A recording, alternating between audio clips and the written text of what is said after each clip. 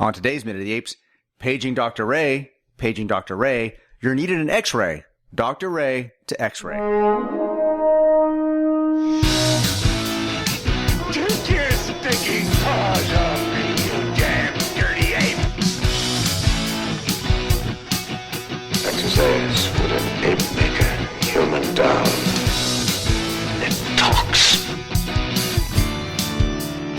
We are the keepers of the divine bounds. It is our only reason for survival. We are determined to know what the apes want, war or peace. The only good human is a dead human!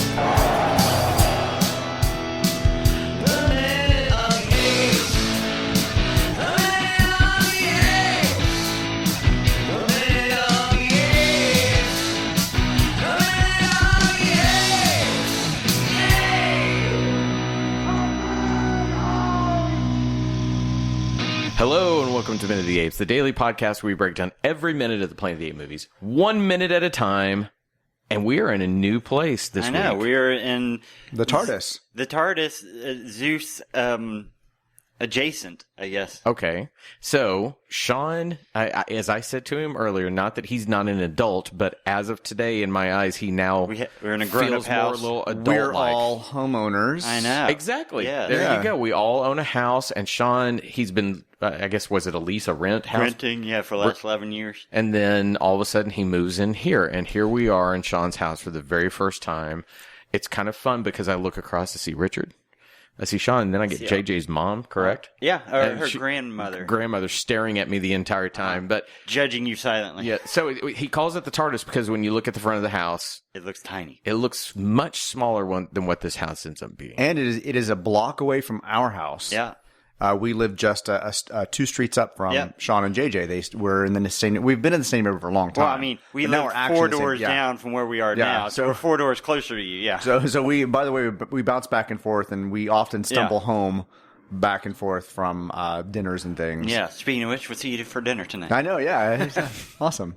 Well. Hey, now that we've done that. Now that we know where we are starting the week at number 60, minute 66. Yes. Sean, tell us what's going on with minute 66. All right, we start minute 66 with Dr. Dixon saying he'll be going back with Dr. Hassline in a few minutes and ends with a guard at gate 4 taking a look. All right, let's take a listen to minute 66 of Escape from the Planet of the Apes. I'll be going back with Dr. Hassline in a few minutes. I'm the one who has to tell him.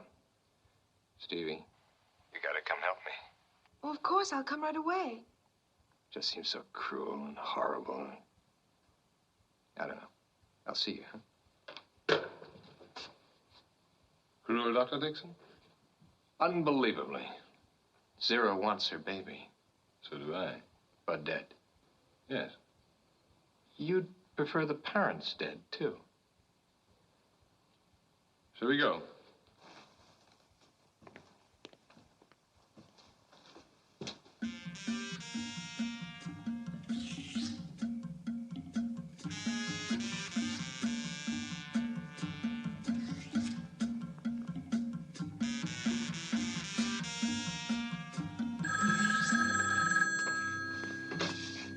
Gate 4. Just a minute, sir. I'll take a look. As of minute 66, we have a plan's worth of humans plus 2 living apes, 1 who's pregnant, and 1 dead ape. So the minute begins with an incredibly hard cut from the action. Yeah, the dead guy to, I'm on the phone. Did it not almost hit you as somewhat comical? Yeah. How it went from the disparity of the tense of the scene to, hi, I'm on the phone, just talk. It was just... It was silly. But to defend the choices in the last minute, they put on that kooky, crazy, like, chase theme music. Jerry Goldsmith just killing it. It's going to come up this week as well again, where it just seems inappropriately placed. So at least they tried to lighten the mood when they were escaping before we saw the body for the cut. I mean, I agree the cut was hard. Right. But they were already kind of trying to lighten the moment, I guess, before the reveal and then the cut. Right. But we cut to the room outside the commission. It's now nighttime because apparently the commission, like, Well, they adjourned or disbanded or whatever. So I even find that a weird thing that I think the reason it seems harsh to me is there's no establishing shot of where we were, because when you hard cut between locations like that, you can make the argument that you've not changed your location. Suddenly it almost feels like Dixon, wait, is there a room in the little facility where they are that... It usually you just do an establishing shot, and it's also to break that show tension. You in a different place, yeah. And it's to put us, and I think that's why it comes off as jarring. Or they could have stayed on the guy's back of his bloody head for a little bit longer. Then you dip to black for a second, and then you come back up with them talking. So you know that there's maybe a little bit of time. You're transitioning somewhere else if you're not going to show an establishing shot of another location. But it is odd when they cut to Dixon in the adjournment room from the proceedings. He is like, the room itself is already darkened. Yeah. Like it's not a brightly lit, hey, it's daytime, we have the lights up. They made a choice to make the room darker as if he's sitting in a room without the lights on. Right. I mean, that's the closest thing I get. It's like, it was nighttime here, it's nighttime here. What I kind of longed for, and I would have to think hard of how they could do it, but you know, a way to bridge that without an establishing shot would have been to have Dixon's conversation be undercut in the moment. You know, you like can a voiceover while they're picking up the bodies or whatever. Right. And then you hear it, and that can bridge that gap. They needed something like that.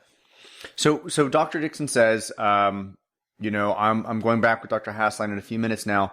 I'm the one who has to tell them. We did not hear that pronouncement. Mm-hmm. I would have actually preferred Dixon to say, I need to be the one to tell them. Right. I mean, it's about to be pretty hard. I mean, they've said they're basically going to rip the baby away and sterilize the two of them, right? Kill the baby and sterilize both of them. So I'm the one who has to tell them sounds like it was a proclamation as opposed to a choice that he's making. Instead like of being forced on him. I need to make sure that these it would if they're going to get bad news, at least come from a friendly face. So I mean, he did dope her, 5 minutes earlier. Right.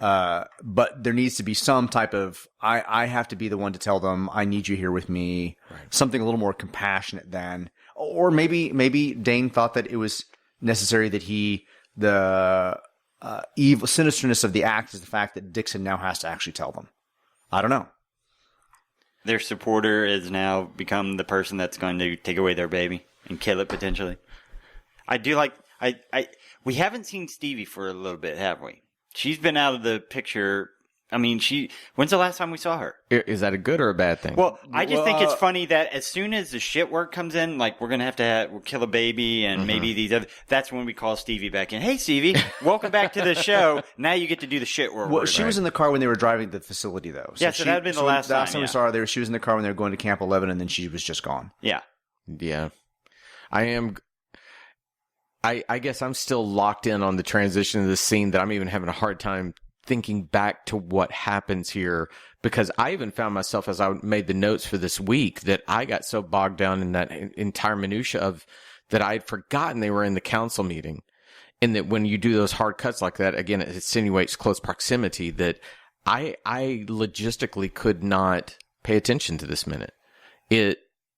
I don't know if in this film it's ever had that moment before, but with all that out of the way, we talked about where the plot points would be that make the tone shift. Mm-hmm. This has to be the moment that it isn't a tone shift. It is the signal of the end of the movie. When you start saying, now we may kill the baby and do this to these people, right, yeah. There is no doubt. There's no more parties at the Brown Derby and hotel drinking grape juice plus. I mean, this has gone from sweet romantic comedy to heightened what the f*** is going on. Yeah, remember, at one point we had like a fashion show, and now we're talking about killing babies. There's a couple of moments later on this week where you do get a sense that they're trying to actually kind of bring the tone back up just a little bit. Mm-hmm. But yeah, no, we're in a dark place right now.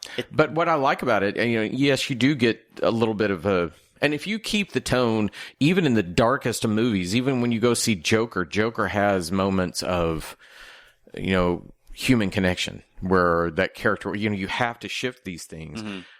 This now begins to feel like a Planet of the Apes movie. Gotcha. Now there's heightened stuff. Characters are on the run. Yeah. Characters being threatened on the run. Right. Yeah, it has, now you have almost every bit of what made the first work, which was characters you care about, complex social issues, things that we're talking about. And we also know that it's probably going to be fairly dire. I think I'll bring it up tomorrow, but there was definitely a moment where I'm like, oh, I'm having traumatic moments from Beneath the Planet of the Apes. Oh, no. I'll get there tomorrow, I think it is. So my intro relates to the moment. So 7 seconds in, Dr. Dixon had just said, I'm the one who has to tell them, Stevie, you got to come help me. And Stevie goes, of course, I'll come right away. She's back in the LA Zoo. And if you look kind of in that lab scene, she's there. She's got the fridge to her left. She's got the phone, the old style black phone on her hand. The chalkboard that they have to check themselves in. There literally is Dr. Ray, who's an X-ray. So someone was playing a joke. I mean, Gaylord is in Packy, which I think is elephants, and Nesbitt is in aviary. Dr. Dixon is marked off as if he's not there. Dr. Branton's checked in, and then Dr. Ray, who's an X-ray.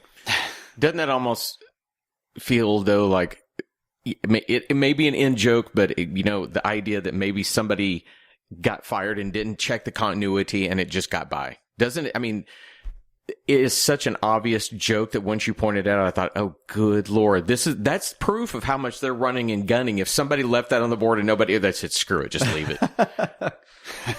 So how does the minute end? Well, we're not there yet, but I'm just trying to remember, too. It ends with the guard saying he's going to check it out. Thank you. Guard going, Roger, Roger. Yeah. Under. I'm sorry, Roger, Roger. Is it one of the prequels? Yeah, is that what we're into now? When we get to tomorrow, it's very Roger, Roger. Yeah. But, we're back and... So then we cut back, after we get back to the moment with, the chalkboard and Stevie, Dr. Dixon turns around and there's Dr. Hassline just standing in the doorway. Yeah. There's nothing creepy about that. I mean, I'll go back. Sinister. I'll go back in the fact that it was broad daylight with all the lights turned up in the main chamber when they were doing the inquiry. The conversation, but when we come back, because they want to see the two scenes together, they've darkened the room as if there's no overhead lights in this moment. But it definitely, and actually, this entire week is going to be this whole nighttime motif, whether you're inside or outside. Right. But it's very much him in the doorway. It's he's creepy. Yeah, I think today they would have them more closer, more confrontational, something like that, because Hassline's literally in the doorway and Dr. Dixon is like on the other side of the room. And it'd be creepier if Dr. Dixon had his back to the doorway and then turns around and Hassline is almost like over his shoulder listening to the conversation. Or he can hear the other side of it. You'd expect Dixon to almost like, I gotta go. Like, there's somebody listening in, I can't, and show that these characters, they aren't on the same side. They kind of pull it. And in this moment, it feels more like buddies that, I happen to have walked in and Richard's on the phone. I'm just sort of creepily standing there. Or if you see Hassline on a line and Dixon hangs up and then you see Hassline hang up and he walks in there too. Idea. So he's eavesdropping on them, so it's even more sinister that way. I'm now hearing the porn music come in at this moment now that you brought that up. But anyway, they're going back and forth. They're doing the over-the-shoulder moment on Hassline, the over-the-shoulder moment on Dixon to kind of put the two of them a little bit at odds, right? As opposed to them being kind of direct in front of each other. But Dixon says cruel, and Hassline says cruel, Dr. Dixon, as if he's surprised by this. Yeah, new. And Lewis leads him right at that moment. Unbelievably, Zero wants her baby. Hassline, so do I. So do I. But dead. So do I. It was like, and Hassline's like, yes. I thought the same thing. It was like, it's just yes. I almost wanted Dixon to say the line, so do I. But dead. Yeah. But I mean, that would have been, we've played the fact that Hassline is like a villain. Right. Without ever really going there. And if he'd said but dead, it would have been that moment like, oh, you're the bad guy. Yeah. Yeah, and then Hassline just leaves a question about the dead parents hanging there. He doesn't do anything about that. That's even more sinister when it's like, oh, and you want the parents dead too, and he just says nothing. Hassline says, "Shall we go?" Yeah. The note in the note in the script that Dane has is Hassline doesn't answer. He doesn't need to. Well, and I thought that too, though. When he doesn't answer, in fact, my note was parents are dead. Yeah. When he doesn't answer, it says that's what he wants. Well, I mean, at this point, in terms of what these characters don't know the scene that just unfolded. Yeah, they don't know about the murder, about the accident. So when he says you prefer the parents dead, Hassline doesn't answer, he doesn't need to. As an audience, I would imagine that we're predicting, oh, he's going to get his wish because of what just happened. Everything is now. Hassline doesn't know what just happened either. So right, but as an audience, I'm like, this is going to give him everything that he wants. Okay, it gives him everything he wants, but what does Hassline want? Yeah, the only thing I can think as he would be able to dissect them especially the baby, learning something new from that. Hell, for all we know, he's saying he wants them dead, but maybe he's going to actually keep the baby and use it to raise and do experiments on. I don't know. I mean, just because he says one thing doesn't mean that's actually what he's going to do. That would have been an interesting scene to put in, that if that is what Hasline wants, is to dissect them and learn.